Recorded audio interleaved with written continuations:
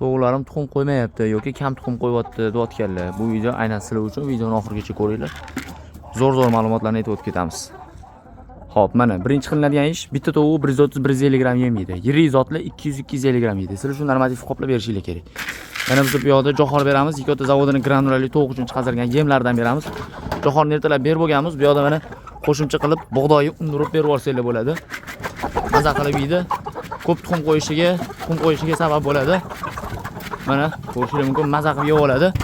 Bundan tashqari tegi zax bo'lish kerak emas. Tegi apilka qo'yib qo'yganmiz. Tuxum qo'yish uchun sharoitlari bo'lishi kerak. Yaylovga chiqish kerak to'g'ri. Yaylovga chiqqanda mana bu yoqqa ot go'ngi tashab qo'yganmiz. Ot go'ngining o'rniga qo'y go'ngi yoki mol go'ngi tashab qo'ysalar ham bo'ladi.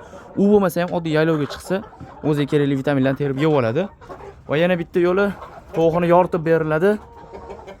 Kech payt shomdan kechqurungi 12 gacha. Shunda tovuqlar kamroq uxlaydi, ko'proq harakatda bo'lganligi uchun tuxum qo'yishni boshlaydi. Ko'rishingiz mumkin mana. Eng zo'r yo'llarini aytib ketdik, qilib bemalol foydalanishingiz mumkin.